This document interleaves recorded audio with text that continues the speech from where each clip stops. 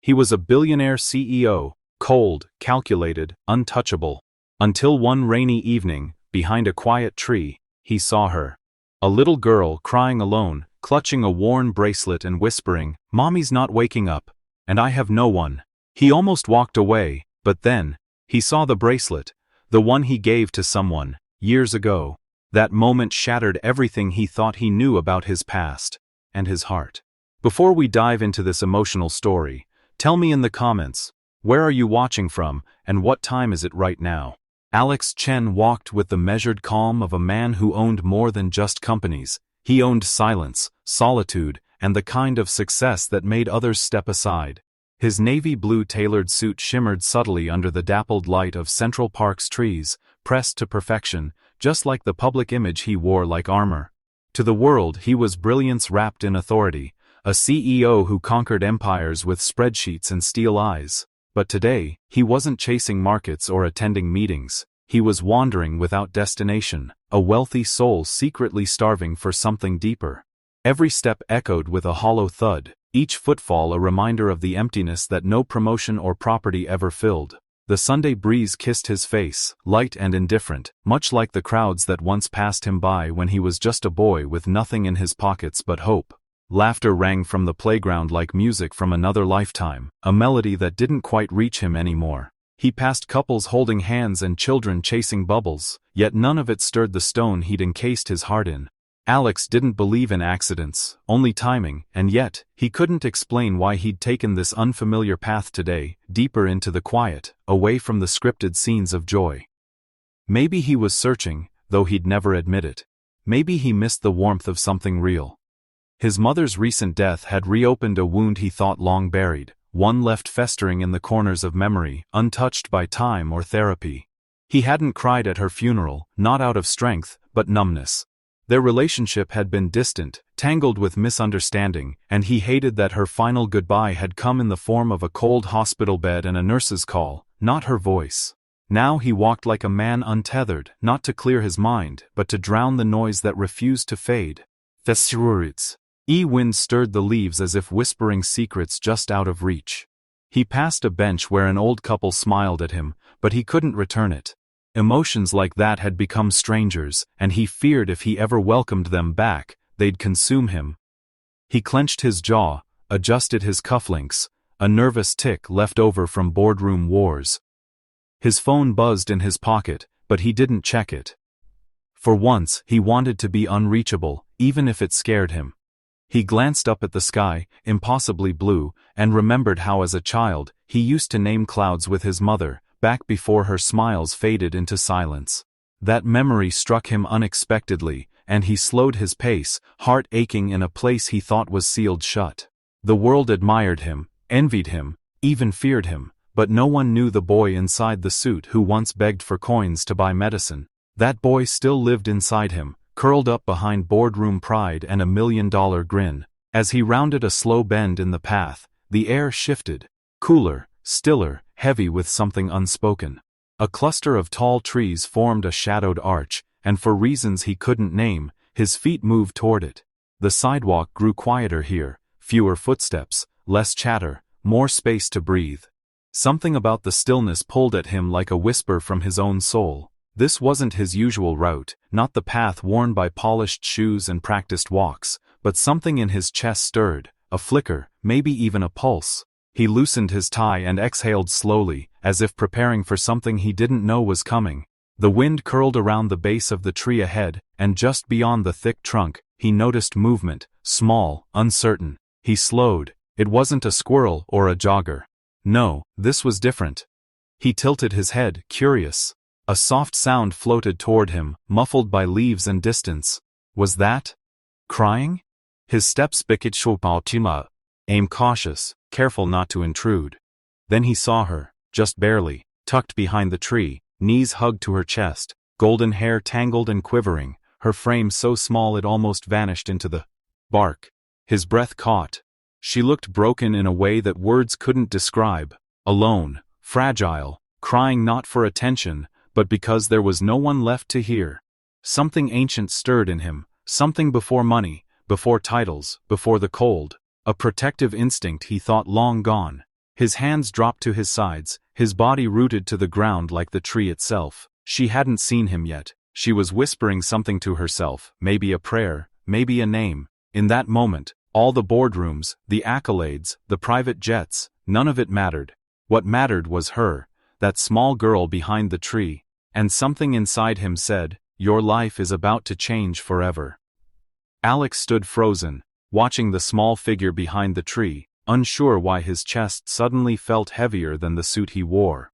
The girl hadn't noticed him yet. She was folded into herself, her tiny shoulders rising and falling with each silent sob that broke the peace of the park.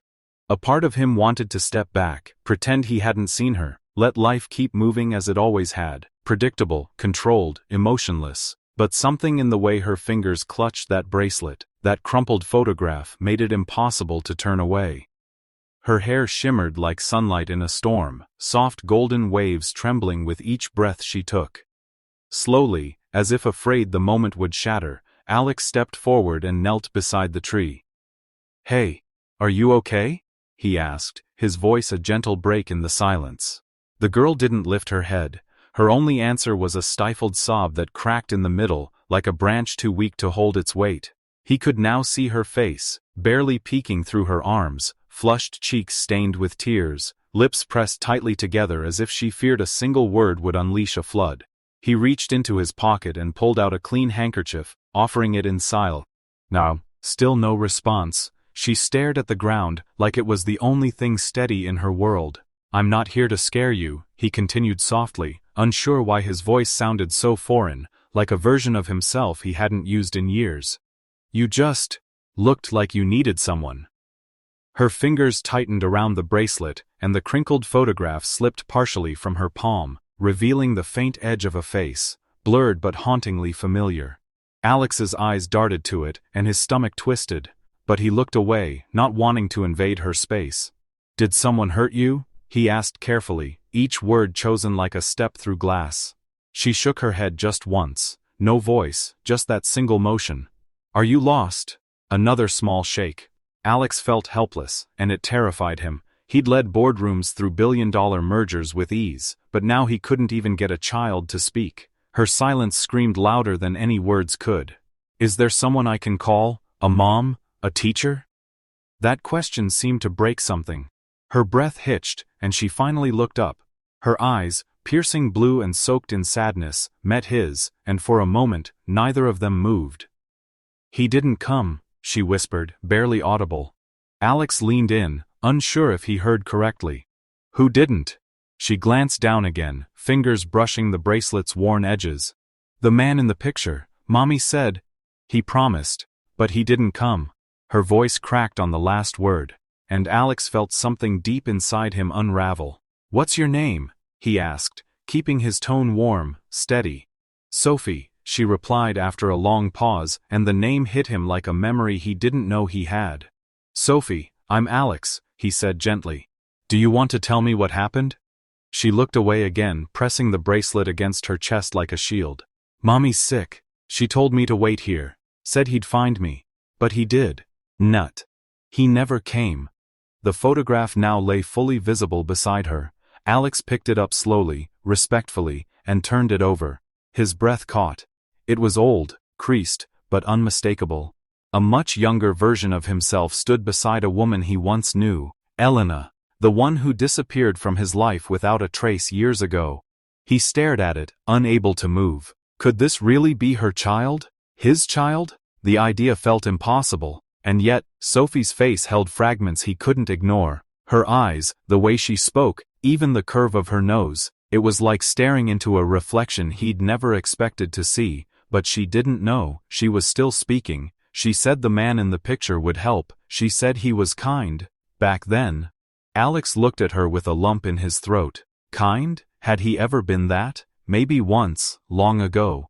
He crouched beside her, unsure what to say, afraid of what was coming next. "Do you trust me enough to let me help you now?" he asked softly. She looked up, tears still clinging to her lashes. "I don't know," she murmured. "Everyone leaves." That broke him. "I won't," he whispered back. "Not if you'll let me stay."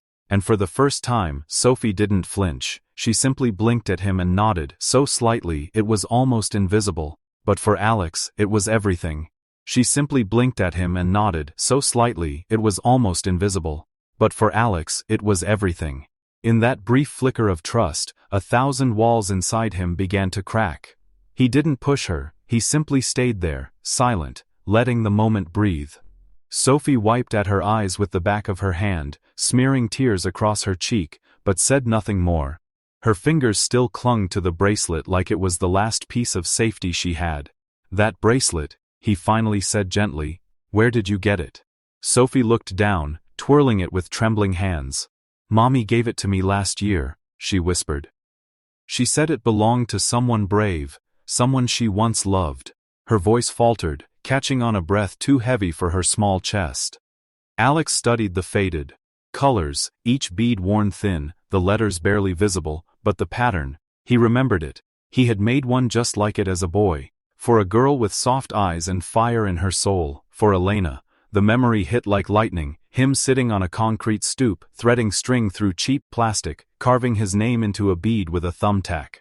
She said, "It keeps love close," Sophie added softly, brushing her thumb over the charm at the end. "But it doesn't work." The way she said it, so small, so defeated, cut deeper than any accusation. Alex swallowed hard, pushing past the sudden burn in his eyes. "Why do you think it doesn't?" She shrugged, eyes still locked on her lap. "Because she's not here, and he's not here, and I don't know who I'm supposed to be brave for anymore." The silence between them was thick, tender. Sophie shifted, pulling her legs in tighter, like curling up could make her disappear. "Mommy's been sick, I don't know what kind, but she gets tired all the time. She says the medicine costs too much now." Her voice was flat, like she'd accepted more than any child should. "We had to leave our home, the one with the blue porch and the wind chimes."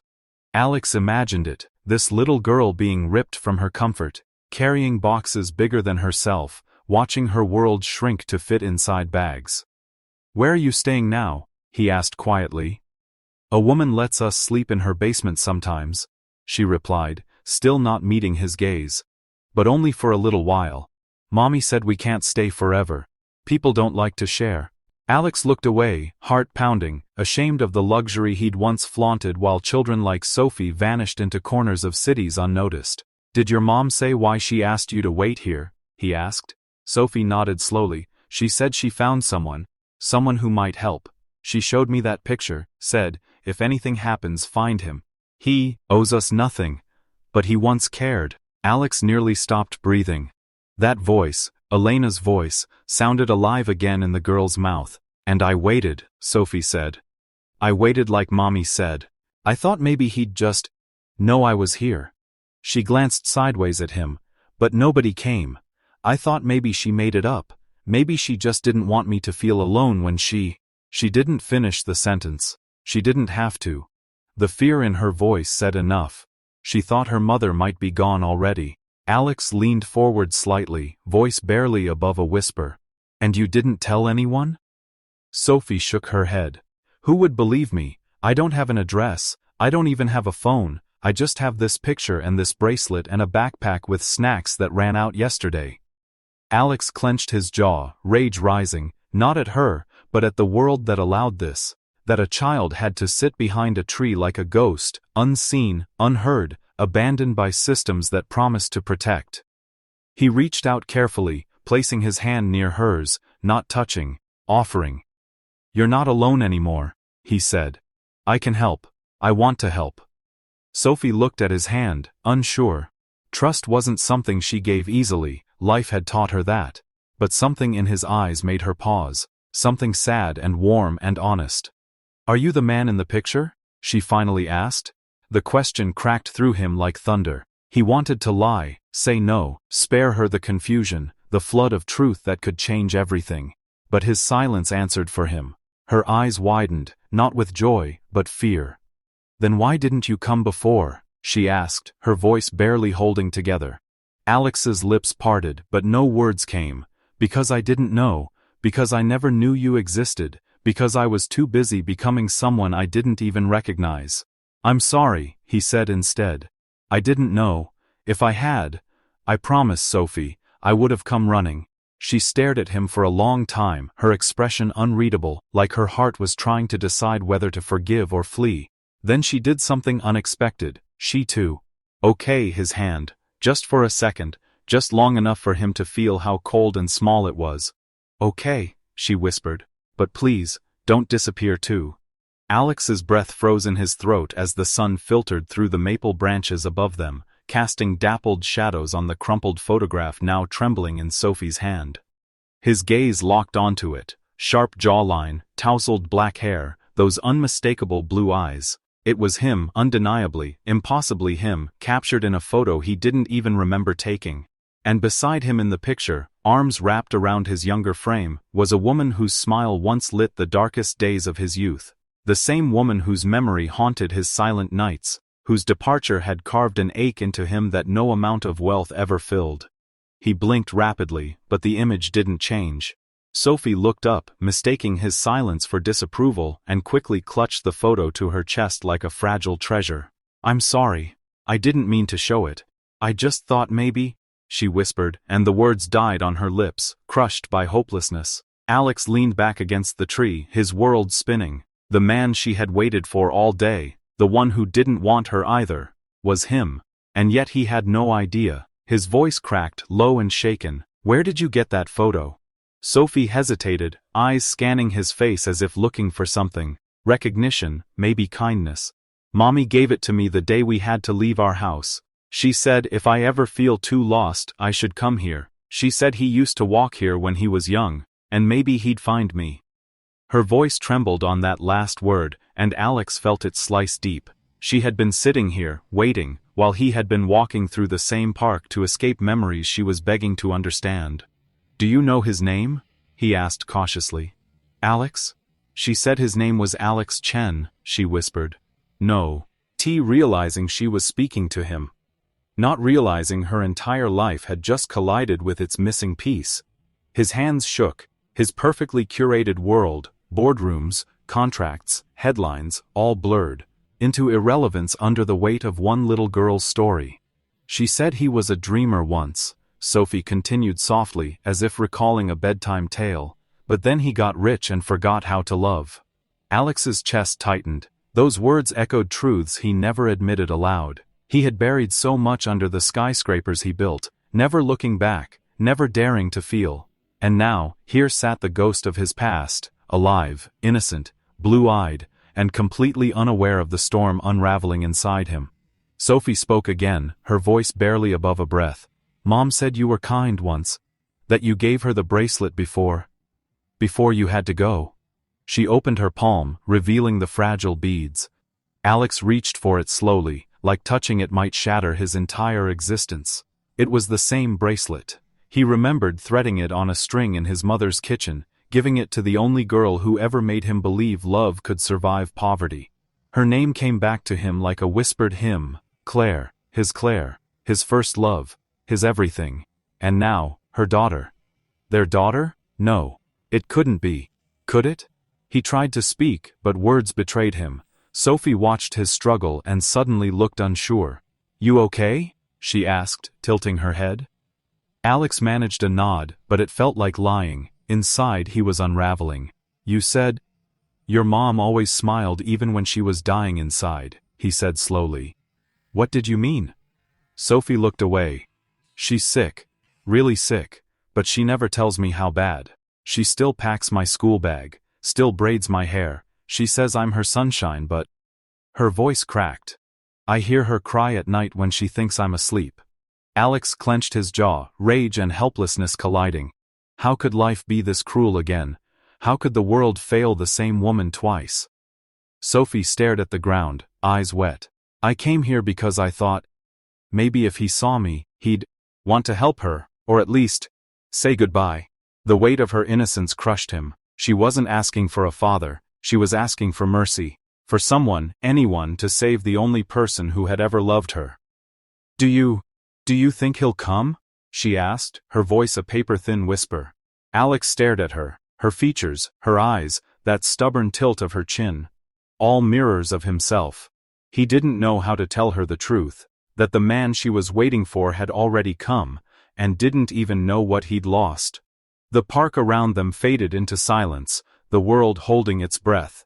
Alex took a slow inhale and exhaled the last of his denial. He looked at Sophie, not as a stranger's child but as a reflection of everything he once was, everything he could have been, and everything he might still become. "I think he's closer than you realize," he said finally, voice trembling with something dangerously close to tears. Sophie blinked, confused, but before she could ask, he smiled softly, just enough to ease her worry. They sat there, the past and future intertwined beneath the old maple, as the winds of fate whispered their next chapter just beyond the bend. Alex's heart pounded so violently it felt like the earth beneath them had shifted, like time cracked open and bled memories he thought he had buried forever. The photograph trembled in his fingers, his breath frozen as if the very air didn't dare interrupt this moment. Elena, her soft eyes and stubborn smile staring back at him from the past, standing beside a younger version of himself he barely recognized, a man with hope still in his eyes. Sophie was watching him now, her blue gaze filled not with expectation but bracing for rejection, and her tiny voice cracked as she asked again, "Do you know him?" He opened his mouth but no sound came out, his throat choked with too many emotions colliding at once: guilt, wonder, and a grief so sharp it felt like his chest was caving in. The world blurred as he recalled the last night he saw Elena, raining, shouting, his pride too loud, her pain too silent. She had vanished the next morning like a ghost, no note, no number, only the echo of a goodbye that never came. And now here was this girl, golden-haired and bruised by life, carrying the pieces of a puzzle he never thought he'd solve. "She said he used to tell her stories about constellations," Sophie whispered, rubbing the frayed edges of the bracelet with her thumb. "And he'd name every star after someone he loved. I always wished he'd named one after me." And Alex felt the tears sting, rising fast, because he used to do that. He used to believe in stars and love and forever, before the world hardened him. "I'm sorry," Sophie added quickly, pulling back like she had overstepped some invisible boundary. "I just thought, maybe you knew him, or maybe you were like him. You looked kind for a second, but maybe I was wrong." Alex clenched the photo, fingers trembling, torn between the urge to embrace her and the fear that he didn't deserve to, because how could he have walked this earth unaware that someone had trusted him enough to create life with him, and then protect that life alone? "Do you know what happened to your mother?" he managed, voice gravelly and thin, and Sophie nodded sadly. "She's sick. She always said she'd tell me everything when I was old enough, but we ran out of time, and money, and maybe hope too."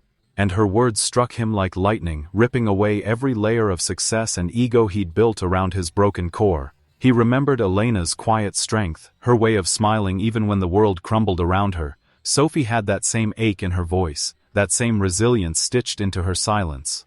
"She never stopped loving him, you know," Sophie added almost defensively. "Even when she cried she kept his picture in her wallet, even when we had nothing else."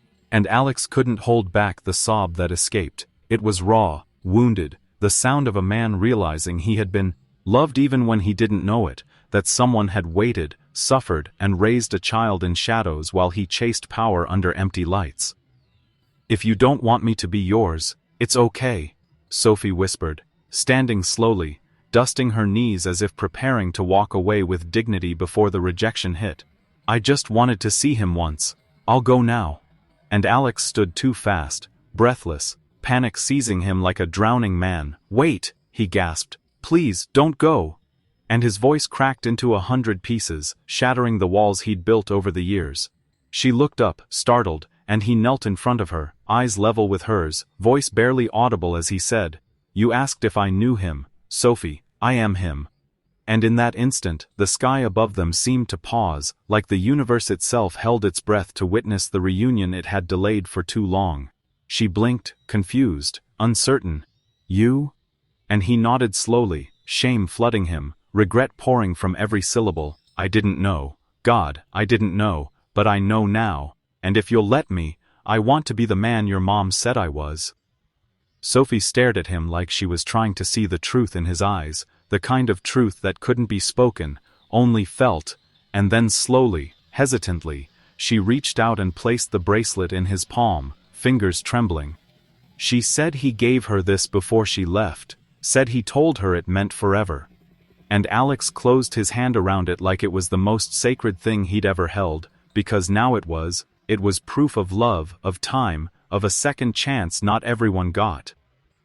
"Do you still believe in stars?" she asked softly, and Alex, through tear-soaked eyes, smiled for the first time in years, not the smile of a businessman, but of a man finding his soul again. "Only when I look at you." The bakery's warmth did little to thaw the storm inside him. The bread before him went untouched, forgotten, as Sophie swung her little legs beneath the table, her innocent eyes scanning the world like she was still searching for a missing piece. Alex stared at her, not as a CEO, not as a man of wealth or power, but as someone slowly realizing the meaning of everything he thought he'd built. His thumb brushed over her tiny fingers, feeling how fragile she was, and yet how much strength was hidden in her soft grip. "You feel kinda like home," she'd said. Those words echoed louder than any boardroom applause he'd ever received. His throat tightened. He swallowed hard. How long had it been since anyone called him home? She broke him, and he didn't resist. A single tear escaped, then another, and soon he couldn't stop it. The bakery staff froze in place. A waitress spilled coffee but didn't even notice. The man known for firing on impulse, feared for his stone-cold decisions, was crying quietly, holding the hand of a girl who didn't know she'd just resurrected the human inside him. Sophie looked up confused. "Why are you crying? Did I say something wrong?" He shook his head, forcing a breath. "No, sweetie. You said something right. Something no one said to me in a very long time." She reached over and wiped a tear off his cheek with the sleeve of her worn jacket. "Mommy cries like that when she thinks I'm asleep. I told her not to be sad, but she said grown-ups cry different." That shattered him again. "She sounds brave," he said, voice breaking. "She is," Sophie whispered proudly. "Even when she was sick, she made pancakes and told me stories about space. She says my dreams can still fly, even if hers can't anymore." He bit his lip, holding back another surge of tears. "Why didn't you ever tell anyone? Why didn't she?" Sophie shrugged. "Mommy didn't want anyone to worry. She said if people knew she was sick they might take me away. So we stayed quiet. And small." That word, small, punched his gut. All this time, he'd been building skyscrapers while his own child lived in shadows, making herself smaller so the world wouldn't break her mother's final promise. "Oh, you remember your dad at all?" he asked gently. She paused, thoughtful. "Not really, just the stories Mommy told. That he loved stars. That he used to draw galaxies on napkins and give them names." Alex froze. Galaxies on napkins, that was his thing, that was their thing, his and Elena's. She said he wasn't ready to be a dad, but she hoped he turned out good. His heart broke anew. "And do you think he did?" he dared to ask. Sophie glanced at him and smiled softly. "I don't know, but I hope he's not lonely anymore. Mommy said even sad people deserve to be found." That was it, he was undone. He buried his face in his hand, shoulders trembling. Sophie leaned over and hugged him, just like that. No conditions, no questions, just warmth. And in that moment Alex felt what no boardroom ever gave him: forgiveness without asking, love without explanation. "I think I know where she is," he said shakily. "Your mom. I can help find her. Will you come with me?" Sophie looked at him uncertain. "You promise?" "With all I have," he whispered. Even if I'm not who you hope I am?" She nodded. "Mommy says sometimes we meet strangers who were meant to be family all along." That hit deeper than anything. "Then let's find her," he said. "Together." As they stood, she tugged his sleeve. "Can we bring the bread?" He chuckled, wiping his eyes. "We can buy the whole bakery if you want." She grinned. "No, just this loaf. Mommy likes soft bread." His chest ached with tenderness. Outside, the city didn't slow. Cars honked, people rushed, unaware that two lives had quietly collided in a corner booth. He held her hand tighter as they stepped into the light. His empire could wait. His past could be reckoned with later. But right now, he had a little girl who believed he felt like home, and he'd spend the rest of his life proving she was right. Alex barely slept that night. Not from worry, but from the overwhelming ache of purpose returning to his chest. He stood by the balcony window, watching the stars, wondering if Elena was still under the same sky. Sophie had fallen asleep beside a book of constellations he'd given her, her tiny hand clutching a crayon-drawn bracelet they made together that day. It was a quiet miracle, having her under his roof. The penthouse had never felt like home until now. He finally made the call he'd avoided for years, his private investigator, someone he hadn't contacted since he built his empire. "I need you to find her," he said quietly. "Elena Rivers, urgently." There was a pause. "After all this time, sir?" "Yes. It's not about me anymore. It's about my daughter." The words echoed in his ears even after the call ended. "My daughter." Sophie stirred in her sleep, whispering something about stars and pancakes. Alex smiled, tears threatening again. She was so much like Elena, the way her eyes searched for kindness, the way she made people feel seen. Each day, he tried to protect her world from the storm of his own heart. They spent mornings drawing galaxies on napkins and evenings making grilled cheese shaped like moons. She giggled when he burned the edges. He laughed harder than he had in years. Sometimes, she'd ask about the man in the photo again, and he'd say, "He's closer than you think." She'd smile, rest her head on his chest, and say, "Then he must be kind." It broke him every time. He watched her innocence heal a part of him success never touched. The penthouse, once cold and silent, now echoed with bedtime stories and sleepy yawns. He taught her chess, she beat him once and danced like she won a crown. She made him promise to play every Friday, and he did. Without meetings, without distractions. He even started carrying crayons in his briefcase, just in case she wanted to draw during lunch. The staff noticed the change. Mr. Kingston was smiling, laughing, human. But just as happiness began to take root, the phone rang one night. The investigator's voice was low. "We found her." Alex stood frozen. "Where?" "St. Grace Hospital, stage 4, she doesn't have much time." His world tilted, he dropped everything, scooped Sophie gently into his arms, didn't even change clothes. He just held her like she was the most sacred truth he'd ever known. The driver broke every speed rule in the book. Sophie clung to him, confused but calm. "Where are we going?" "To someone who's been waiting a very long time." He didn't know how to explain it yet. His chest felt like it was caving in with each heartbeat. At the hospital, the scent of bleach and silence hit him hard. The nurse recognized his urgency. "She's conscious." "Barely." "Room 412. He walked like the floor beneath him didn't exist. Every step echoed like thunder in his ears. Then, the door creaked open. And there she was. Elena. Thinner than he remembered, frail, her skin pale, tubes tracing across her arms. But her eyes. They were still Elena's. They widened. She gasped, reaching for breath and truth. "You found her?" she whispered, tears slipping down her cheek. Alex swallowed the lump in his throat. "She's right here." Sophie looked at her, then at Alex, unsure. "Elena, why?" he asked, voice cracking. "I didn't want to ruin your life," she whispered. "You had just started building everything, and I had nothing to offer. I found out I was pregnant after you left for New York." His knees buckled beside her bed. "You gave me a reason to live. Twice," he whispered back. She wept.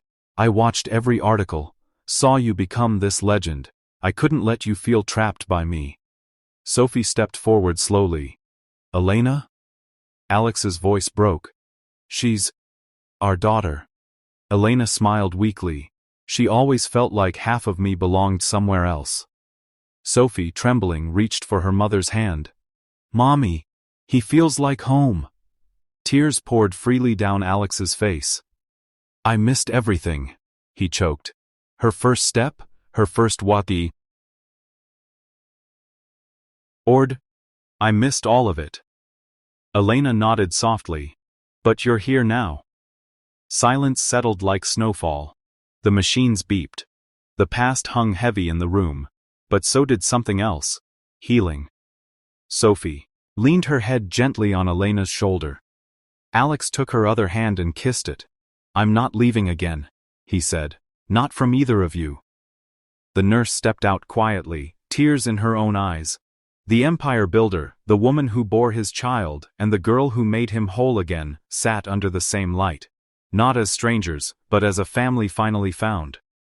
Elena's final breath came as the sunrise poured gold across the hospital room, her fragile fingers clasped tightly in Alex's right hand and Sophie's tiny one in his left. Her voice trembled as she whispered, "Be the father she believes you already are," before her eyes closed like a curtain falling on a life too short, too silent, too sacrificial. For a long time, no one moved. The machines buzzed softly in the background, but the world had stopped spinning for Alex. His heart split in a way that even money, power, or logic couldn't repair. Sophie didn't wail or scream, she simply rested her head on her mother's still chest, as if trying to memorize the warmth before it disappeared forever. That night, the stars over the city burned brighter, like they knew someone had returned to them. Days later, the funeral was held in a quiet, windswept garden. Just a few chairs, a small photo of Elena smiling under the sky, and Sophie in a soft white dress that billowed like a cloud with every step she took. She held Alex's hand tightly, wearing the bracelet her mom gave her, now shining with a kind of sacred promise. She didn't shed many tears, only looked up at the sky and whispered, "Mommy said stars never really leave, they just shine somewhere else." Her voice didn't tremble. It was strong, honest, like her mother had passed something eternal into her. As the pastor said the final prayer, Alex stood motionless, jaw clenched, the man once known for ruthlessness now trembling under the weight of a love he once thought he'd never deserve. There were no reporters there, no paparazzi, just love, memory, and a sky that seemed to cry for them with a gentle drizzle. But the world didn't remain quiet for long. The moment Alex publicly filed the adoption papers, the media exploded. Headlines screamed, "Ice King melts, CEO quits board to raise girl found in bakery." The photos of him leaving court with Sophie in his arms, her head resting on his shoulder, his face tired but peaceful, went viral overnight. Shareholders panicked, reporters swarmed his penthouse gates, but Alex didn't care anymore. His priorities had shifted from boardrooms and billion-dollar deals to bedtime stories, hair braiding, grilled cheese sandwiches, and drawing stars together on napkins, just like Elena used to do. Sophie decorated her new bedroom with glow-in-the-dark constellations, and every night she'd ask, "Which one is Mommy tonight?" Alex would lift her gently, point to the brightest one, and say, "That one, the one that never stops shining." Slowly, day by day, he learned fatherhood not from books but from her. How she hummed when nervous, how she liked two pillows, how she called him Dad in whispers at first before finally shouting it across the apartment like a declaration of war against loneliness. He learned that juice boxes needed tiny straws, that Band-Aids should always have cartoons, and that sometimes the only way to fix a bad dream was to sit up all night holding her while singing off-key lullabies. The mansion that once echoed with silence now rang with laughter, spilled cereal, and Sophie's tiny footsteps, sprinting to show her latest crayon masterpiece. People in his corporate circles were stunned. Investors begged him to reconsider. Magazines called him the vanishing tycoon, but Alex didn't miss the cold boardroom lights. He had found a different kind of spotlight, one that lived in Sophie's smile weeds, and he showed up for her school play, or in the way she leaned against him at the park while they watched ducks in the pond. Her presence filled the cracks inside him that Elena's sudden departure had once carved deep into his soul. He didn't try to replace her, he honored her by loving their daughter fiercely, vulnerably, unconditionally. He told Sophie stories about her mom's laugh, how she used to name the stars, how she once believed in him when he had nothing but a suitcase and a stubborn dream. And at night, as the city dimmed and the sky came alive, he would carry Sophie to the balcony, wrap her in a blanket and say, "Your mom's watching us tonight." And Sophie, always wiser than her years, would whisper back, "Then we have to shine extra bright, right, Daddy?" And Alex would nod, unable to speak through the lump in his throat. He was no longer just a man with a net worth. He was a man with purpose, a man with a story, a man with love stitched into the very fabric of his soul. No wealth could ever measure what he now held each day in his arms. He was no longer the Ice King, he was a father, he was home. 1 year later, the park was bathed in gold and green, sunlight filtering through maple leaves like memories from a softer time. Sophie ran ahead, her laughter ringing through the air like music Alex never knew he needed. "Daddy, come find me," she shouted, darting behind the familiar old tree, the one where their worlds had collided. Alex followed slowly, hands in his coat pockets, heart full, eyes gentle. The same man who once built an empire out of ambition now chased joy in the footsteps of a child.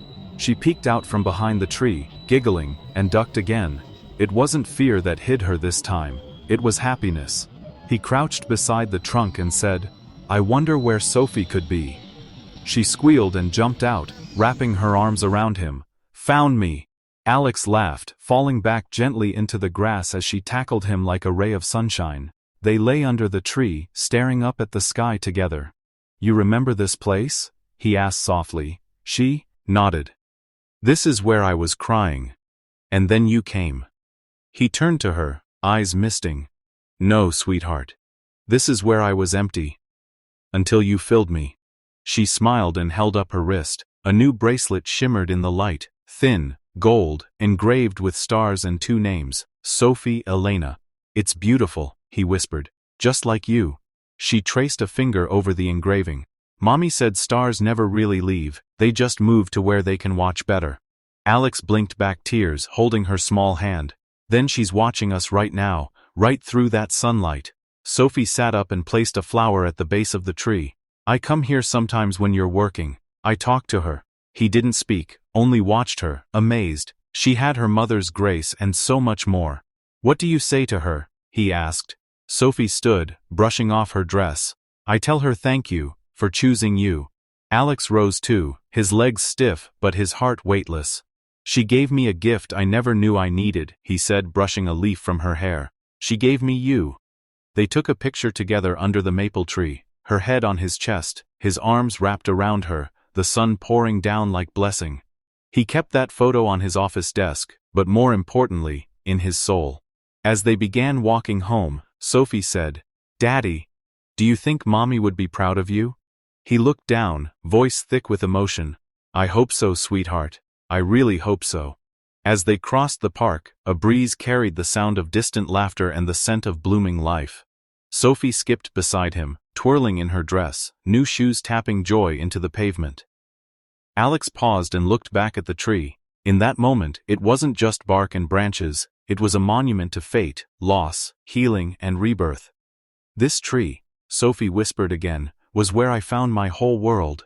Alex knelt and pulled her close. "No, my little star. This is where I found mine." He kissed her forehead and stood, their fingers intertwined like destiny itself. The city around them moved fast, loud, uncaring, but they moved. Slower, steadier, anchored by love. As they walked hand in hand toward a future that once seemed unimaginable, Alex glanced at her and said, "Do you know what you've done to me?" Sophie looked up curiously. "What?" He smiled. "You made me real." She grinned. "You were always real. You just needed someone to remind you." He laughed, truly laughed, and lifted her into his arms. "Then thank you for being my reminder." Sophie rested her head on his shoulder. "Always, Daddy." They reached the bakery and shared grilled cheese like old times, just the two of them, just enough. As evening fell, they walked home through glowing streets, hearts warm and hands locked. Upstairs in the penthouse, Sophie changed into pajamas with stars, and Alex tucked her in gently. "Tell me a story?" she asked. He sat on the edge of her bed. "Once upon a time, a little girl changed the heart of a man who thought he had everything." She smiled sleepily. "And did they live happily ever after?" He kissed her forehead. "They're still living it." Outside, the night sky sparkled, one star especially bright, like it was watching, and just before turning off the light, Alex whispered to it, "Thank you, Elena. I'll love her for both of us." And then, in the quiet, the new family slept, one found, one remembered, and one reborn.